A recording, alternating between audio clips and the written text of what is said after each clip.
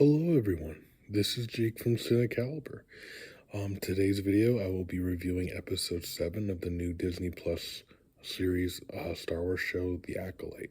Now guys, this will be my 6th review on this TV series, and if anyone would like to catch up on this TV series, there will be links in the description below for episodes 1, 2, 3, 4, 5, and 6, if you guys want to check those out. And just from the get-go, guys, I have to say, I mean, we're about 7 episodes into the show, and it continues to just be horribly written, and literally it shows little to no plot progression. Unfortunately, this episode bears the same result, but I'm gonna get into that here. First, I'm just gonna recap some things. So this was a flashback episode. There was another flashback episode in episode 3. So in this one, they decided to do another one. But let me tell you, so this is yet again a flashback episode to the Jedi's perspective of the events on the planet Bragan on the night when the Asha and May went their separate ways during the whole witch coven ceremony. So it's basically a flashback of the flashback, so to speak. Basically, May and Osha, they were being built up to take over this witch coven, and then they had been, it looked like they had been created by the Force, similar to how Anakin was, from what they were insinuating in that episode. But basically, they are then discovered by the Jedi, who then attempted to recruit them as Jedi, and the witches tried to deter this, but Asha wanted to become a Jedi, while May wanted to stay as part of the coven, basically. And all that kind of boils over, and May eventually gets fed up with Asha, locks her in a room, and sets the palace that they're living in on fire. Asha luckily escapes, runs into May, but May apparently then falls to her death, while Jedi Master Soul saves her to then bring her to Coruscant to become a Jedi. That's basically what had happened in that episode. And basically now this episode is covering a perspective we have not yet seen.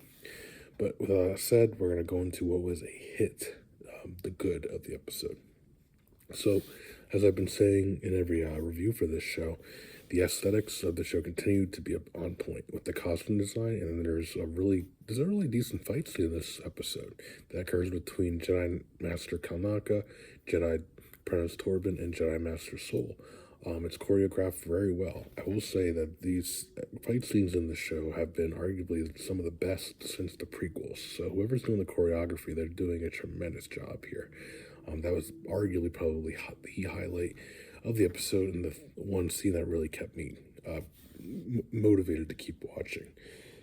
I also enjoyed that they finally explored the Jedi characters Torben and Indara a little bit in this episode, and we get to kind of learn who they are, what their motives are, and this is something I wanted from the beginning, but unfortunately they were blatantly killed off before I could really learn anything about them.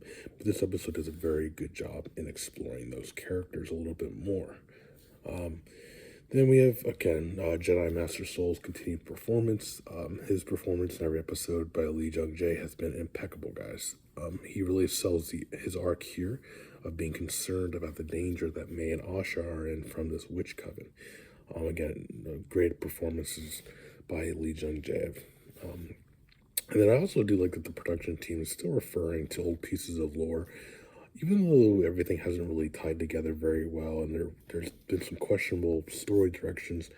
The decisions to go back to how the Jedi don't really train older kids, and then they kind of insinuate how in a moment too where the Jedi are kind of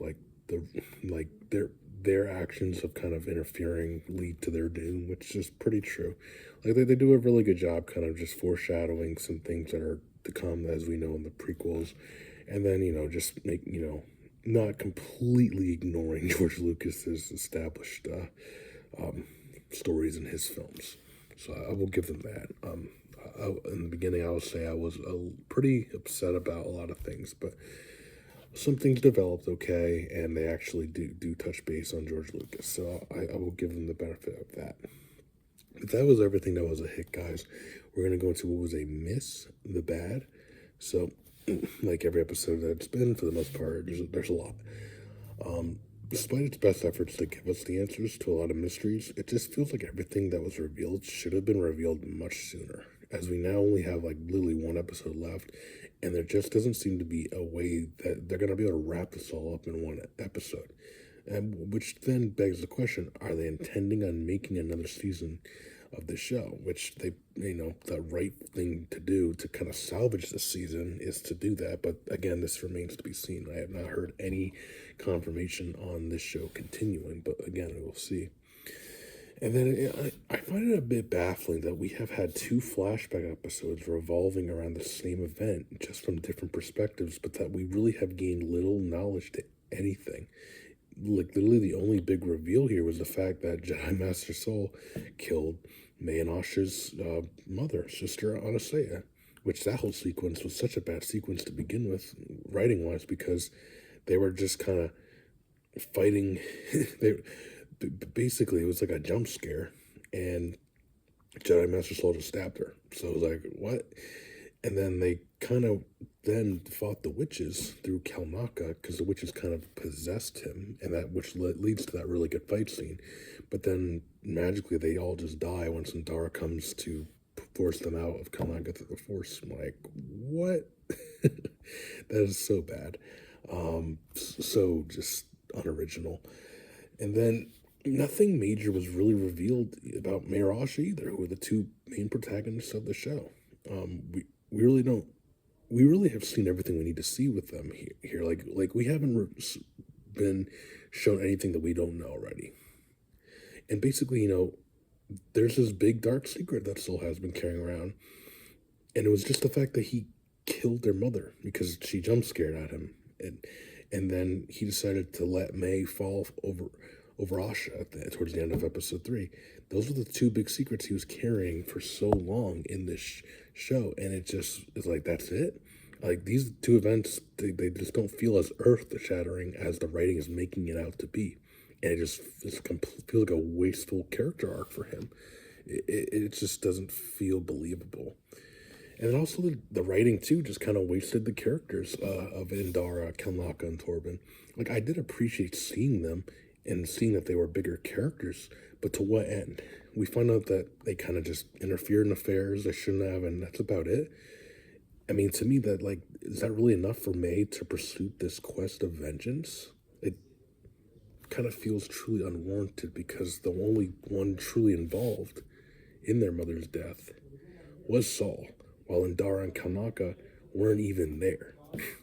And Torben was just there for the sake of being there. Just doesn't make a whole lot of sense. And I didn't like the fact that they continue to kind of they try to one-up Anakin's potential here. They throw in this thing like that May and Asha are both the same person, made by the Force. It just feels completely unnecessary.